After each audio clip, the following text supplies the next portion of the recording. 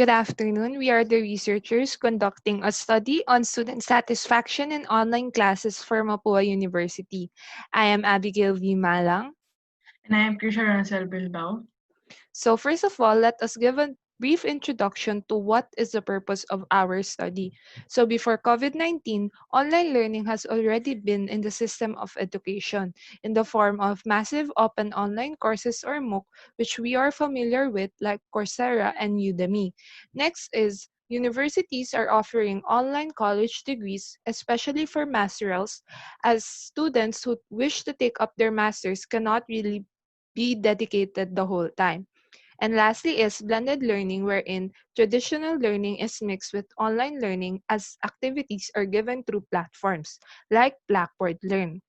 So now, during the COVID-19 pandemic, if situation improves, face-to-face classes are given, such as in Korea, wherein social distancing and health protocols are strictly followed to avoid outbreak. And if the situation is not improved like in ours, they implement remote learning or fully online learning, or if the student cannot join, they will give modules to the students themselves so they can participate even though they don't have a device or stable internet connection. So the purpose and importance of our study is to see if Mapua University is implementing a good curriculum for the online term. And if not, they will use this study to decide if they will implement an academic freeze or improve the curriculum itself, as no student should be left behind because of this pandemic. Results and discussion.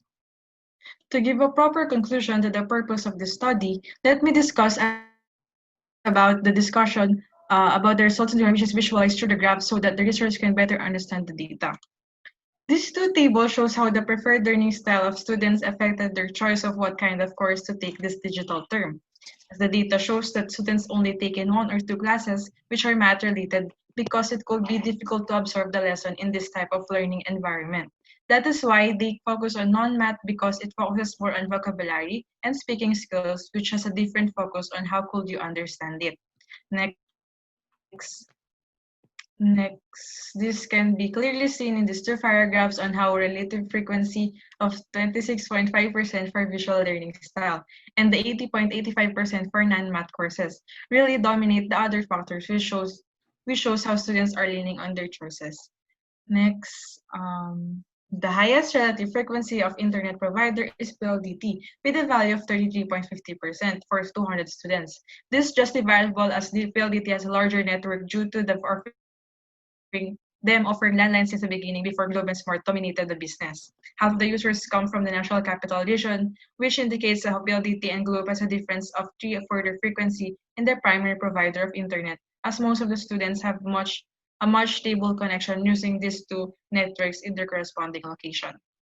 Next, for to show you how for the location, which can see that most students are located in NCR, but the location of others are just outside NCR, like Region 4A or Calabarzon, where we know many of our schoolmates are living in Cavite.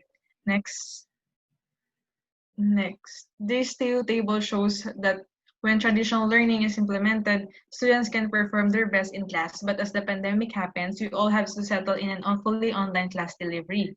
Thus, for the professors to compensate to this delivery, they opt to have their students a self-paced learning environment for them to still perform well in class.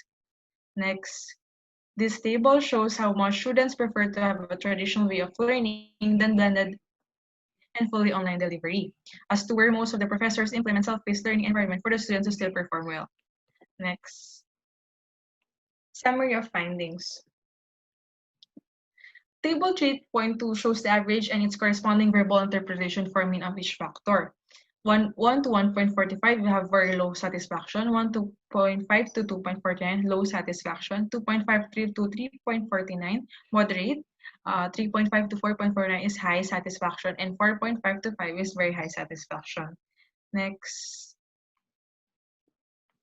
Uh, this table shows the following average satisfaction level in each question and the mean of each factor with the corresponding interpretation. So we can see most of them are moderate satisfaction. Next slide. Next slide, we can see that the factor 5 is the only one who have a low satisfaction in its factor mean. Next, in this chart, we can see that the level of satisfaction that is based from the personal chart of the respondents with their level of satisfaction. Based on gender, the female has the higher satisfaction than the male students, obtaining 2.721 and 2.64 respectively. Both genders have the low satisfaction in factor 5, which is their perception of online experience. They might be because it is hard to learn the lessons through online learning, as they know that it is hard for them to communicate and that there are reasons like slow internet connection thus hindering them from learning.